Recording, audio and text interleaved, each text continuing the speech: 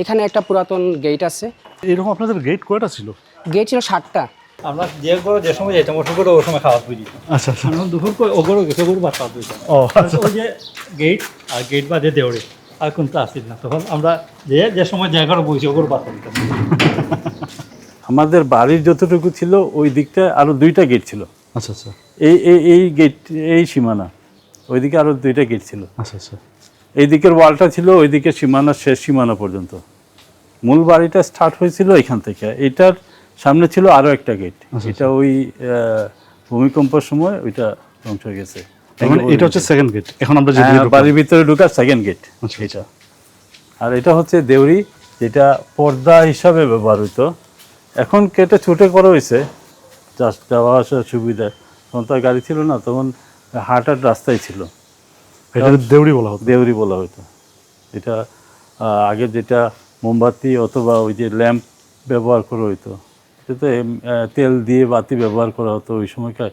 তো ওইগুলো বসে যাতে রাস্তা দেখা যায় ওই ব্যবস্থা করা ছিল এই 2টার মধ্যে। এটা হচ্ছে আমার ঘর। এখানে পুরোটাই হচ্ছে আমাদের বাড়ি। সাইদ বক্স মজুমদার সাহেবের আলাদা করতে পারবেন না এখানে। 5 ছেলের মধ্যে এই পুরো এরিয়া জুড়ে ছিল আমাদের বাড়িটা, মূল বাড়ি অংশ। কিন্তু পরবর্তীতে আমরা ওই পরিবার বড় হওয়ার কারণে এক একজন এক এক জায়গায় সেটেল হয়েছি, যেটা আগে এই বাউন্ডারি কারোরই ছিল না। কিন্তু এখন হয়েছে যে বাউন্ডারি করা হয়েছে সুবিধার্থে সবার। কিন্তু এই জায়গাটা দেখেন এখনও ইজমালি আছে। এখানে কুরবানির সময় কুরবানি দেওয়া হয়, অথবা আগে ওই গোসল করানো হতো, বা কোনো অনুষ্ঠান, ছোটোখাটো অনুষ্ঠান যেগুলো আমাদের বাড়ি ছিল, এখানে প্যান্ডেল বাইন্দা এখানে অনুষ্ঠান করা হয়েছে। এই বাসাটা পুরনো অবস্থায় এখনও রাখছে ওরা, যেটা বেটনের বলা হতো। বেটনের বাসা, আসাম বেটন। আসাম বেটন, জি, আসাম বেটনের ওই ইয়েতে রাখা হয়েছে। এইটাতে মূলত ছিল খালেদ বক্স মজুমদার এবং আসাদ বক্স মজুমদার। আমার দেখা যারা ওনার 2 ভাই থাকতেন এই বাসায়। আসলে ওনাদের পরিবার বড় হওয়ার কারণে এই বাসায় রয়ে গেছেন খালেদ বক্স মজুমদার।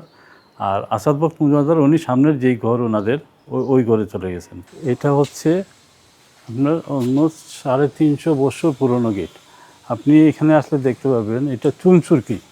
ভূমিকম্পকে আমরা সিলেটি ভাষায় বলি বইচাল। তো ওই সময় বলা হতো যে বড় বইচালের ধ্বংস। তো ওই সময়টা আমাদের বাড়ির প্রায় 60টা দালান ধ্বংস হয়েছে, এবং এই গেট, সামনের যেগুলা গেট ছিল সবগুলোই ধ্বংস হয়ে গেছে। এইটা শুধু টিকে আছে, এই অংশটুকু শুধু। এইটার এই অংশটা ঠিক আছে, এই অংশটা শুধু টিকে আছে। কারণ এই গেটটা আরো বড় ছিল। গেট অনেক বড় ছিল, এই দিক দিয়ে অনেক লম্বা ছিল, ওই দিক দিয়েও লম্বা ছিল।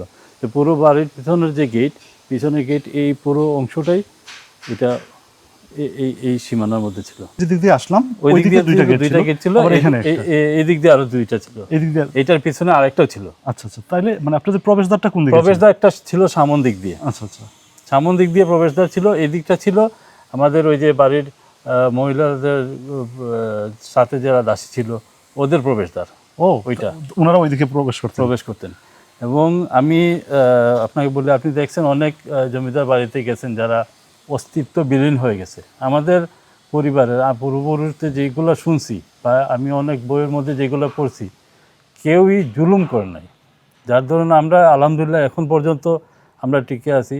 ইসলামিক মাইন্ডেড ছিলেন, আল্লাহর ভয় ছিল ওনাদের ভিতরে, রসুলের প্রেম ছিল বিদায়। উনি আমাদের বাড়ির অনেকে নাতে রসুল লিখছেন, রসুল্লাহ রোজার পাশে বসে বসে কান্নাকাটি করছেন। এই জন্য এখন পর্যন্ত জমিদার বাড়ির মধ্যে আমরা সিলেট শহরের মধ্যে আমি মনে হয় আমরা সবচাইতে এখন ভালো অবস্থানের মধ্যে আছি। এখনো আপনাদের ঐতিহ্য আছে, এখনো ঠিক আছে। আমাদের স্টেট এখনো আছে, অফ স্টেট এখনো ঠিকই আছে। আগের যারা জমিদার ফ্যামিলি ছিল, বা আগে যারা পানির ব্যবস্থা ছিল ওই কুয়া থেকে, খাবার পানির ব্যবস্থা, কুয়ো ছাড়া খাবার পানির কোনো ব্যবস্থাই ছিল না। গোসল টুসল বা কাপড় ধোয়া এগুলোর জন্য পুকুর ছিল, কিন্তু খাবার পানির ব্যবস্থা ছিল এই কুয়োর মধ্যে। এটা পরিত্যক্ত হয়ে গেছে এখন, যদিও পরিত্যক্ত, তারপরে এখনও পানি আছে। বাহ। আপনাদের তো মজমাদার, হ্যাঁ? না, তাহলে মুজমাদার। তো এই যে মজমাদার থেকে মানে মজুমদার কি কারণ? মজুমদারি তো প্রকাশিত আইভান আমলে এই মজুমদার হইতো, মানে সরাসরি প্রকাশিত মজুমদারি। মজুমদার হলো হিন্দু, মজুমদার হলো হাসাড়ি মুসলমান। মজমাদার অর্থ জমা রাখনেওয়ালা, আর বখত হইল কি ভাগ্যবান। এর অর্থ হইল এটা মক্কা শরীফের টাইটেল দিছে, কোনো ব্রিটিশের টাইটেল নাই। হোসেন শাহ সুরকি এই পদ দিছিল কানঙ্গ। কানঙ্গ অর্থ সিলেটের আমির, সর্বে সর্বা, এর উপরে কোনো পোস্ট নাই। 8 পুরুষ আছিল কানঙ্গ। একজন ছোটো পর্যায়ে তার মক্কা শরীফ জন্ম হয়েছিল, তাই পাইছিল খান বাহাদুর টাইটেল, ব্রিটিশের টাইটেল। আমরা ব্রিটিশ বিরোধী আসলা, ব্রিটিশ বিরোধী আন্দোলন হয়েছেন আমরা হাজি সৈয়দ পর্যাদার বাপে। আমরা কেউ হিন্দু থাকি মুসলমান হয়েছেন না, আমরা কোনো রাজা নাই। মোগলে যে শাসনের ভার দায়িত্ব দিছে ওগুলো চালিয়ে গেছেন। আচ্ছা। তারপরে গিয়া যে মোগল আমল তাল্লুক নিলাম হইতো হিন্দু জমিদার হল, তখন সূর্যাস্তর সময় যে তাল্লুক নিলাম হইতো, ওই সময় আমরা পূর্বপুরুষ তাল্লুক করছেন, বিভিন্ন তাল্লুক করছেন। আমরা উত্থান হইল 1464, আর পতন হইল 1902 ইংরেজি। এটা হচ্ছে আপনাদের বৈঠকখানা। এটা বৈঠকখানা। এটার মালিক হইল কি খান বাহাদুর মোহাম্মদ বখত। আচ্ছা। তাই তৈরি করছেন। হাসান মঞ্জিলের যে সার সালিমুল্লাহ, উনি দাওয়াত খাইছেন। আচ্ছা। তখন তান বন্ধু আসলা খান বাহাদুর মোহাম্মদ বখত, আর ছোটো পর্যায়ে থাকে, আচ্ছা। 5 নম্বর পর্যায়ে এন মক্কা শরীফে জন্ম হয়েছে। তার নাম মক্কি ডাকতা। দংসা দেখছি একটা দালানের আমরা ছোটো থাকতে। আর এইটা পরবর্তীতে বৈঠকখানা বানাইলা, এইটা আর সামনের গেট, যেটা প্রোটেকশন দেওয়া আছে।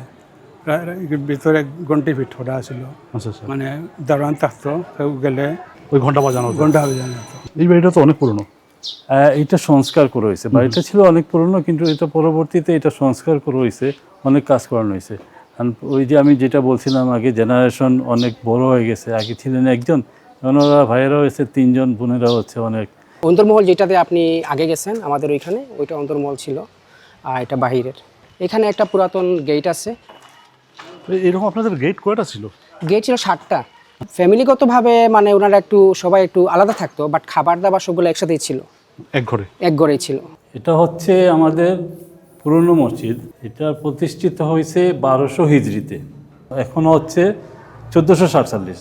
তার মানে আপনি যদি ওইটা বাদ দিই তাহলে 247 বছর পুরনো এই মসজিদ। মসহুদ বখত মজমাদার সাহেব এই মসজিদ নির্মাণ করে কাজ শুরু করছেন, এবং ওনার আমলে এইটা হয়েছে। 3 গম্বুজের মসজিদ, বড় 1 গম্বুজ আর ছোট 2 গম্বুজ। এই পুরনো মসজিদ আমরা এখন পর্যন্ত ভাঙি না, এটা থাকবে ইনশাআল্লাহ। আনোয়ার বখত মজমাদার, আকরার বখত মজমাদার, সরওয়ার বখত মজমাদার, আবরার বখত মজমাদার, আনসার বখত মজমাদার, ওনারা এই 5 ভাইয়ের বাড়ি হচ্ছে এইটা। বর্তমানে এই বাড়িতে, এই দেখেন বিশাল বড় বাড়ি, এই বাড়িতে শুধু একজনই আছে, একটা ফ্যামিলি, বাকি সবাই বিদেশে। এটা ছিল আমাদের বাড়ির আগে কিচেন, মানে এটা বর্তমানে বিক্রি হয়ে গেছে। তো যে মালিক উনি এভাবে রেডি করছে, আগে অন্যরকম ছিল। তো বাড়িতে মেহমান মুসাফির আসলে এইখানে রান্না বান্না করা হইতো। এখানে একটা ঘন্টি ছিল, ঘন্টি বাজানো হইতো, বলা হয়তো যে অমুকের বাসায় মেহমান আসছেন, তো একসাথে খাবার রেডি করা হতো এইখানে। আর মজমাদার পরিবার ওই সময় আনুমানিক কি পরিমাণ মানে লোকজন ছিলেন আপনাদের মজমাদার পরিবারের, মজমাদার বংশের একসাথে? আসলে একসাথে তো অনেক ছিল, এটা কাউন্ট করা বর্তমানে আমি পুরোটা বলতে পারবো না, ধারণা অনেক ছিল। আমরা বাড়ির ভিতরে অনেক বড় ফ্যামিলি ছিল, মানে বিয়ের প্রোগ্রাম হলে আমাদের বাড়ি মানে বোঝা যাইতো একটা পুরোটা একটা ফ্যামিলি, মানে এত মানুষ ছিল এখানে।